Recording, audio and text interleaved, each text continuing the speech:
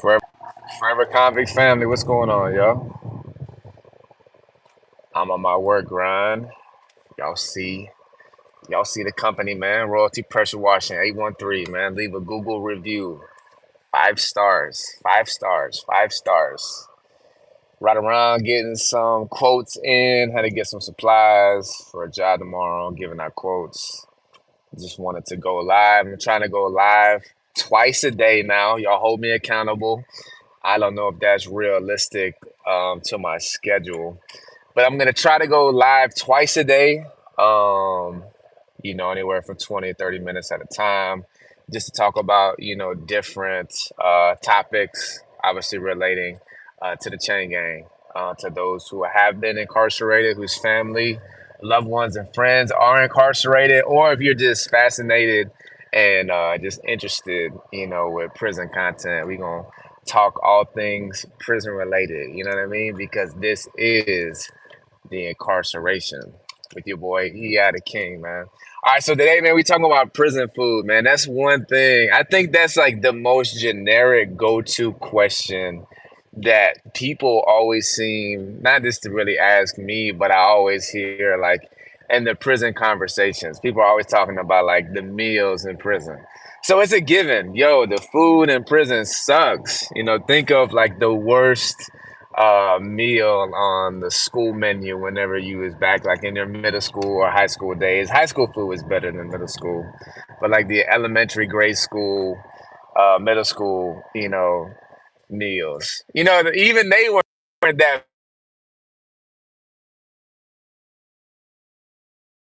How we rate food. Of course, any institutional food is trash.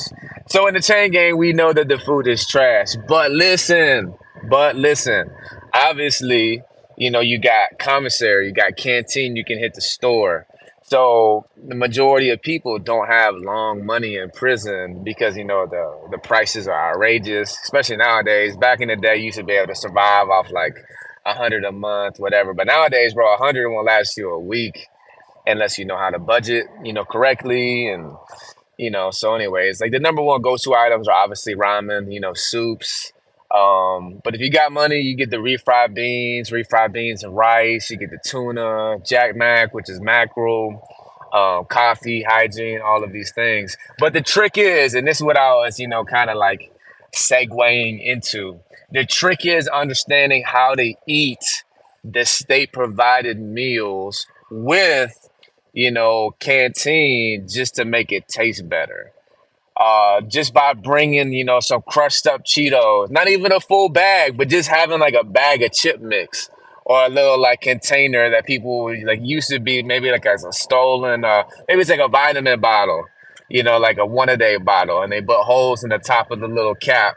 And they put seasoning in there with crushed up different types of chips, hot Cheetos, or some barbecue chips, or flaming hot Cheetos, whatever it is, and they crush it up with the seasoning. They'll put it in there in the little the one a day bottle, and then they bring that to chow with them, and then you dump that little seasoning with the potato chips, the crushed up chips on whatever you eat. And even though the prison meal tastes like trash, if you bring two mayonnaise and you got a little mix, it makes that prison meal taste that much better. Um, but of course, too, in prison, bro, you got people who like that's how they do time is they cook. So either they got money or just they got a group of friends and they always pitch in. They're always cooking like goulashes and spreads and bricks or whatever. And some people, man, they just get off on it. They just love cooking. They love the hobby of it. Man, not me. I hated it, bro. I used to cook all the time, and make big pizzas and different types of cakes and foot cookies and all this stuff. And I knew how to do, all those recipes. You learn how to cook all that stuff whenever you're doing years and decades in prison, of course, man, because you don't want to just eat a regular soup. You want to make a soup sandwich and with some pickles and, whatever, everything on it. But the whole point I'm getting at is I hated it. To me, it was a pet peeve. I hated cooking. But some people, bro, they love it. And you just figure out different recipes that are kind of quick or take longer, and you got to marinate it, whatever. These are just random rambling thoughts of prison meals. But for me, my go-to meal was a soup sandwich with refried beans and tuna. Just because I used to always try to eat high protein intake meals, because I'm a workout fanatic, and it's easy. You know what I mean? Just to open a ramen noodle soup without busting it down, pour some hot water in it, and let it sit on the sink, and then go get your refried beans, dump some in a bowl, get some hot water in it, mix it up, put your lid on top. You got your soup sandwich cooking, you got your refried beans cooking, and then after maybe a minute or two, you pour out the hot water up from the soup, and then you open the soup sandwich, you put the refried beans on it, and then you put your tuna across it with a mayo, maybe a ketchup and mustard, some seasoning, a little bit of crushed up Cheetos or something, and then bam, you got your little soup sandwich refried bean meal right there. Pay attention at the same time. But it's funny too because you always hear stories of convicts getting out of prison and them making like chain gang meals when they get out. And I think it's part of just the experience. People when they do normally it's like short timers. I don't know. I guess everyone's personality is different. Everybody, I guess, feels a different type of way about their prison time and the memory of it. But now, like, I don't want to cook no prison meals out here. You know what I mean? I want to eat real food, but I do eat. Don't get me wrong. Now I eat struggle meals for sure. I eat like ramen all the time, especially when I'm on the road, when I'm traveling. I keep a whole case in my trunk, but I upgraded to like cup noodle soups just because it's cheap. You know what I mean? And now, of course, I put it in a bowl with some, hot Cheetos and, pickle sausage. But I won't do it like a chain gang meal. I just do it just because I know how to survive. And that's one huge benefit of prison, is it teaches you how to survive on the bare necessities. Just think of it. You got like a little box. You got a foot locker. You got a foot. Yo, hold on, John Frederick. Dang, John, what's up, bro? What's poppin', man? I did 12 years, mud bug. Yo, John Frederick, man, listen, bro. DM me on Instagram, dog. EI the King underscore. I need your number, dog. Or hit me on Facebook, EI the King. I'm never really on Facebook, but y'all follow me on IG too. EI the King underscore. So back to what I was saying, though, you like prison trains you how to live on bare necessities. You freaking live out of a Foot Locker, man. They can up or transfer you at any given time across the whole state, and you're gonna take your livelihood with you in a laundry bag or in a canteen bag. Of course, if you're a convict, you got four canteen bags and two laundry bags, and you walk with both of them tied over your shoulder, so you got big old stupid four bags, but still, though, even if you got still surviving on bare necessities, and not only when it comes to just your pictures and mail and books and personal property, radio, all that stuff, chess, whatever, but including what you're eating, what you're surviving off of. You've been down 15, so you know the feeling. Of course, man, you already know, dog. We're talking just random prison meals today. That's what we're talking about. But it's crazy though. Every time I go back into a prison events, I try to always. My bad, y'all. I'm driving. Watch the GPS at the same time. I gotta keep swiping on the screen.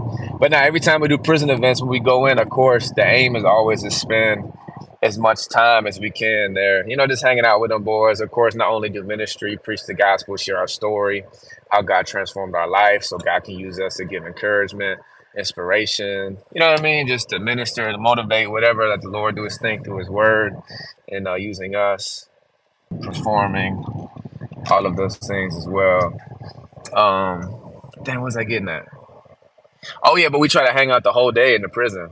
We try to slide to the chow hall, and you just hang out with them boys. Eat a meal with them too. And I personally try to eat the meal just because I want to tap back in, even though it's trash and disgusting. I'll smash the whole meal, of course. I'll make myself eat it, but just to remember, you know what I mean, like what God delivered me from.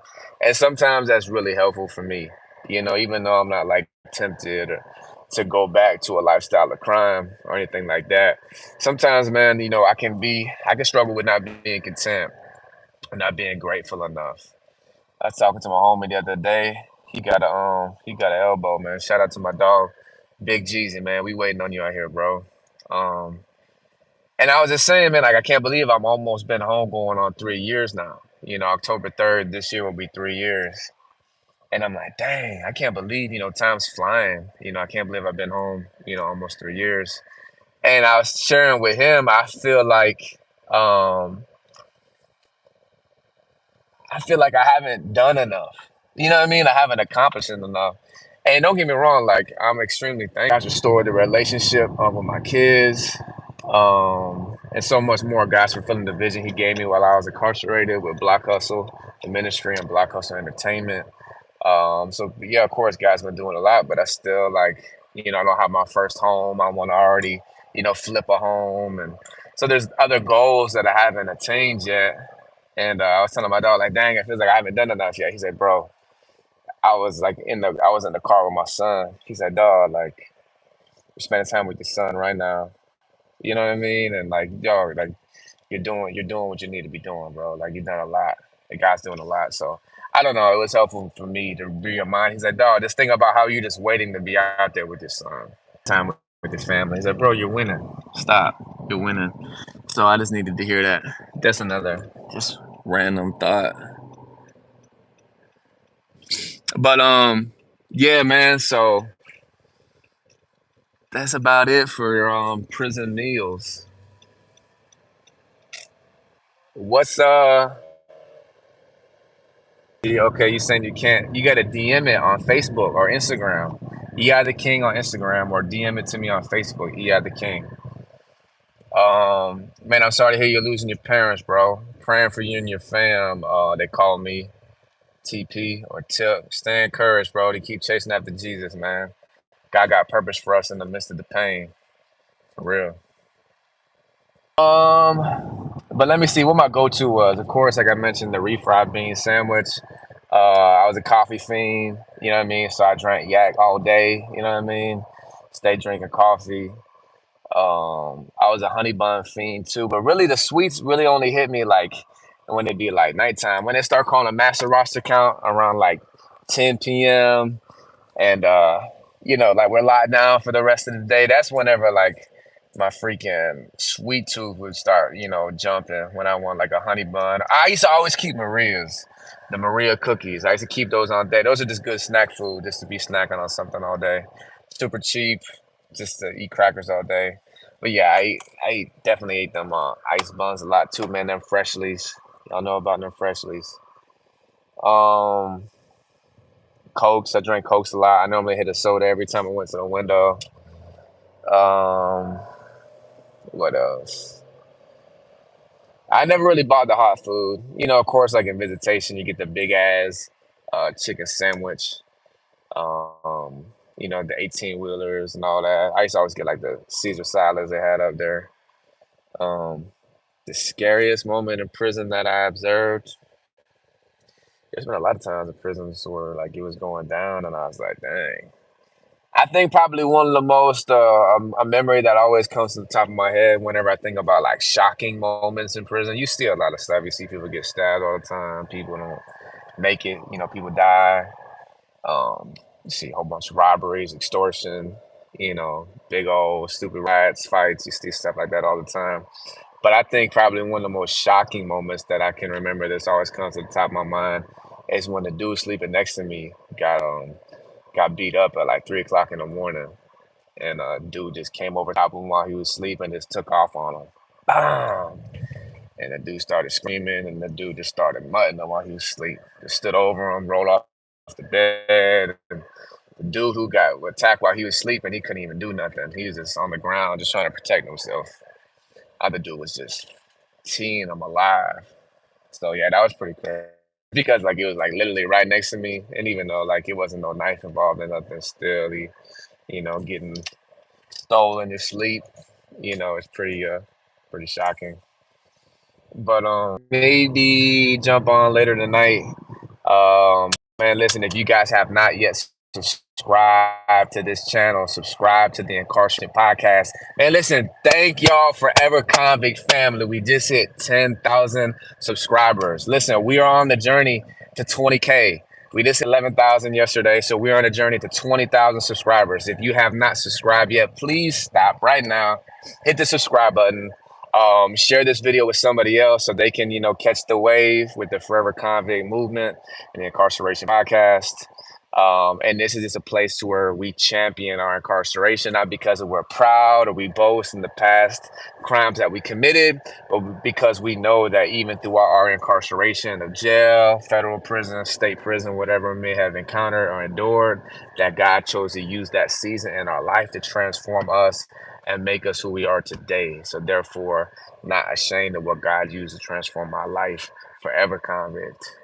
Forever convict. Though society and other people can try to label us as second class citizens and we got all these obstacles to overcome coming home, we know that it's a true underdog story of where God's gonna get the most glory through his redemptive work and transformation in and throughout our lives. So listen, man, it's your boy E.I. the King.